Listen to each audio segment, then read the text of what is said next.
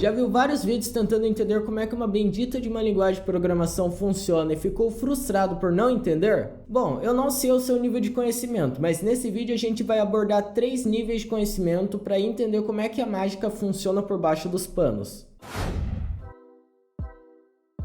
Seja bem-vindo ao meu canal, eu sou o Felipe e nesse vídeo a gente vai tratar sobre o que são e como funcionam as linguagens de programação em 3 níveis de conhecimento. Nível 1, você que não manja nada de programação, você está nesse nível. Nível 2, você que foi enganado por algum vendedor de curso que Python é o futuro da programação, ou você também que sabe codar um Hello World em alguma linguagem, você está nesse nível. E por fim, nível 3, você que já sabe criar aplicações mais complexas, você está nesse nível. Para esse vídeo alcançar mais seres humanos e você me ajudar a divulgar o meu canal, já clica no botão de like para não esquecer para o final. Então vamos para o conteúdo. Nível 1. Você já deve ter ouvido que computadores só entendem zeros e uns. Sim, é verdade, mas imagina você ter que programar um computador de uma forma tão primitiva. Loucura, não é? Bom, a partir dessa necessidade, houve-se a criação de uma forma de comunicação entre nós seres humanos e os computadores, seriam as linguagens de programação.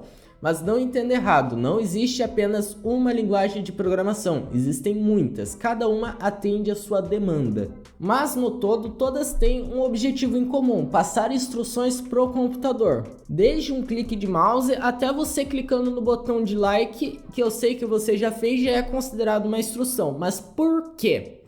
Quando o cara do YouTube fez esse site, ele provavelmente chamou uma tag button que cria um botão visualmente na tela e utilizou uma chamada por uma função que contabiliza o seu like no meu vídeo.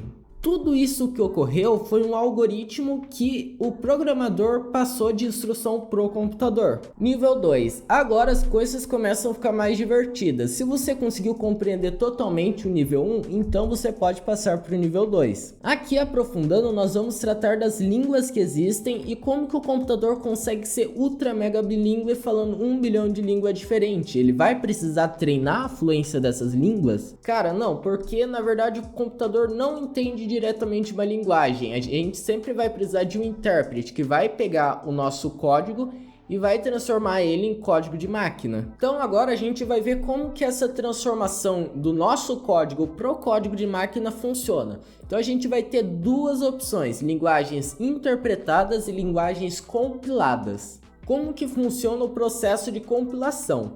No método de compilação, o código ele vai ser traduzido integralmente em código de máquina antes da execução. Isso sempre vai ser feito por um programa que a gente chama de compilador, que analisa todo aquele código-fonte que a gente escreve e gera um executável ou biblioteca, que a gente chama de .exe ou .dll.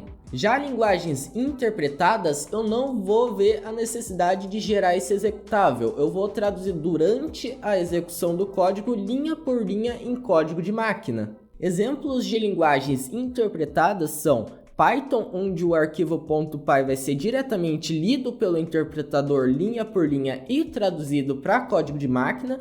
Então a gente vai ter PHP também. A gente também tem Lisp, que é uma linguagem relativamente bem antiga, e também JavaScript, que é híbrido e a gente já vai ver mais para frente. Nível 3. Se você conseguiu compreender 100% do nível 2, então agora a gente vai dar uma leve aprofundada sobre isso. Agora eu quero responder a seguinte dúvida: quais linguagens são melhores? Linguagens interpretadas ou linguagens compiladas? E como sempre a resposta continua sendo depende. Você preza pela eficiência ou pela versatilidade? Se você preza por eficiência, linguagens compiladas vão ser melhores para você. Exemplo de linguagens compiladas, a gente pode citar C#, que é a minha favorita, Java, que na verdade também é híbrido, C++, Pascal, Rust e muitas outras aí que ficaram famosas e marcaram a história pela sua eficiência, quero dizer. Tirando Java, né? Eu já falo mais sobre elas. Agora, se você prefere versatilidade, linguagens interpretadas podem ser melhores para você, mas perceba que eu falei podem. Nem sempre uma linguagem interpretada vai ser mais versátil que uma linguagem compilada. Mas, em geral, elas são mais versáteis. Então vamos esquematizar como é que esse processo de compilação ou interpretação funciona em algumas linguagens. Então, para não ser muito extenso, eu separei 5 linguagens para a gente fazer essa análise. Então eu vou mostrar C, C#, Java, Lisp e JavaScript, 5 linguagens. Então aqui na tela eu vou separar em 2 partes as linguagens compiladas, que são aquelas que geram um arquivo executável, e as linguagens interpretadas. Então nas linguagens compiladas a gente vai ter C, a gente vai ter C# e Java. E no lado das interpretadas eu vou ter Lisp e também vou ter JavaScript. Então a gente vai começar a tratar da esquerda para a direita. Então vamos começar com C. O C, primeiramente, ele vai passar para o GCC, que seria GNU Compiler Collections, que seria o compilador de C.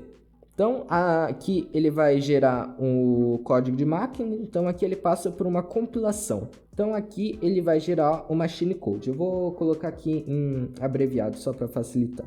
O C# ele vai passar por um processo diferente. Então, ele primeiro vai passar pelo CSC, que seria o C# Compiler, que vai sofrer um processo de compilação para um código intermediário que a gente chama de bytecode, que eu vou abreviar por BC, e depois ele vai passar para outro lugar de execução, que é o CLR, ou Common Language Runtime. E nesse ambiente ele vai sofrer de novo um processo de compilação, que daí vai ser para o machine code. Então perceba que mesmo que seja um trajeto diferente, todos chegam no mesmo resultado, machine code. O Java ele vai passar por um processo bem parecido, só que híbrido.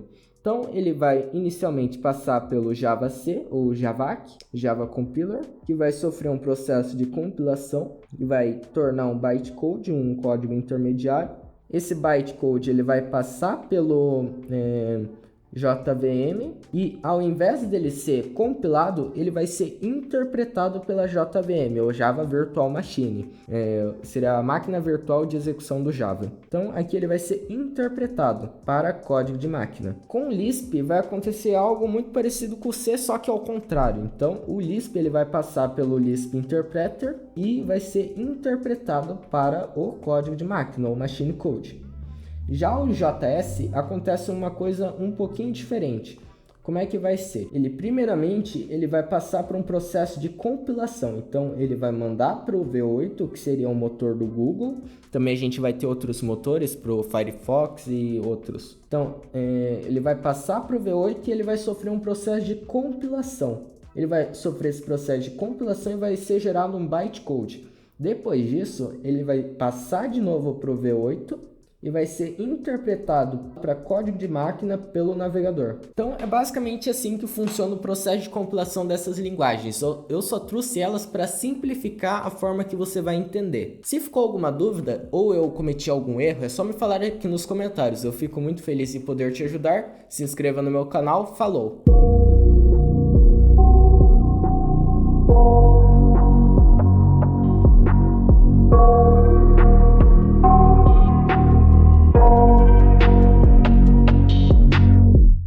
I got nightmares in my head, I fear that the thoughts build up until I can't hear, that my mind feels